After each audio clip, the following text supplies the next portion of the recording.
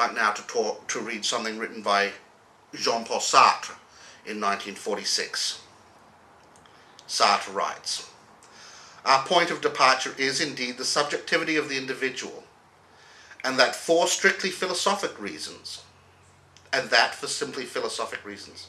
It is not because we are bourgeois, but because we seek to base our teaching upon the truth, and not upon a collection of fine theories full of hope but lacking real foundations.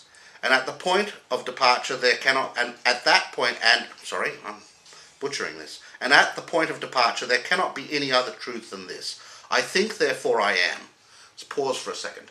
So Sartre begins by abstracting the individual and saying, well, there's only one thing we can know for sure, that we exist as an individual, which is the absolute truth of consciousness as it attains to itself. Every theory which begins with man outside this moment of self-attainment is a theory which thereby suppresses the truth, for outside of the Cartesian cogito, all objects are no more than probable, and any doctrine of the probabilities which is not attached to a truth will crumble into nothing.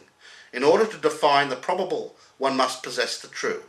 Well, this is essentially a circular argument justifying itself. So this is what the punchline he says. Before there can be any truth whatever, then there must be an absolute truth, and there is such a truth, which is simple, easily attained, within every body's reach. It consists of one's immediate sense of oneself.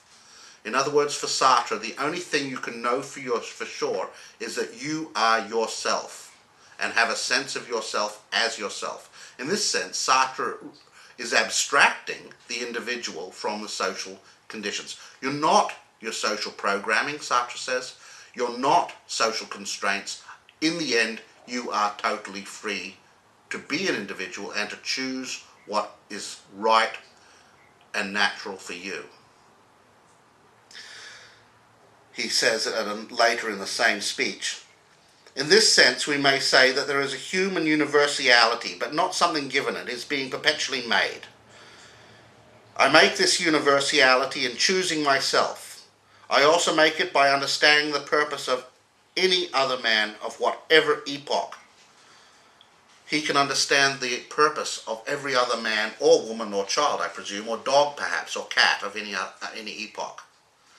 Because he is a human being, and therefore, like any other human being, is an individual choosing to be an individual.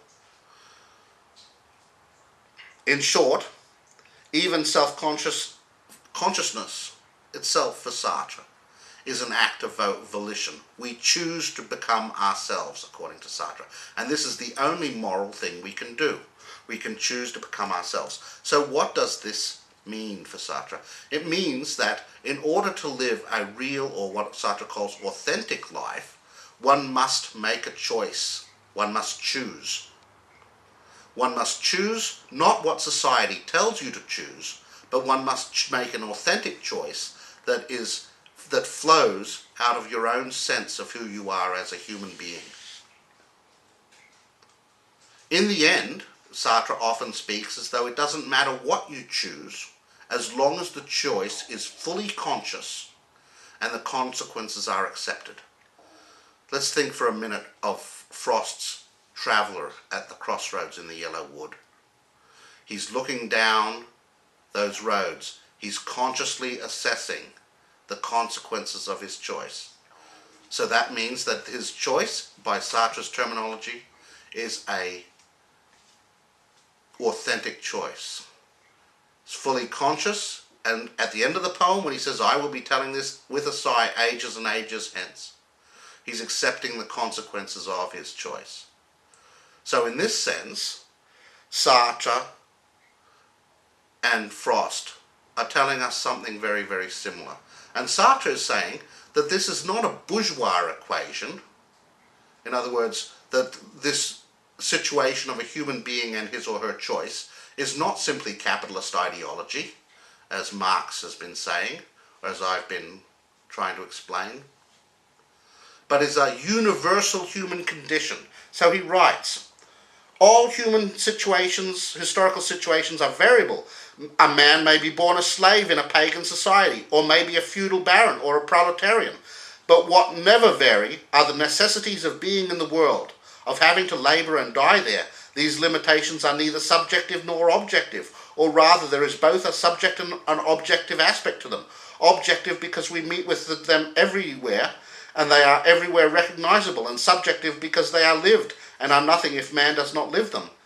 So this is the sense that Sartre believes that even though there are different societies and different people born into different societies, in the end they are all just human beings who have to work in a society, who have to work in the world and feed themselves and will die there, and therefore everyone can really understand everyone else. To me, this is mystification, a complete abstraction of the situation of human beings in the social conditions which they find themselves, which are for 50% of the population, 50% of the 7 billion people living on this planet today. It is a laughable notion, which adds nothing to their ability to empower themselves, in my opinion. Or does it?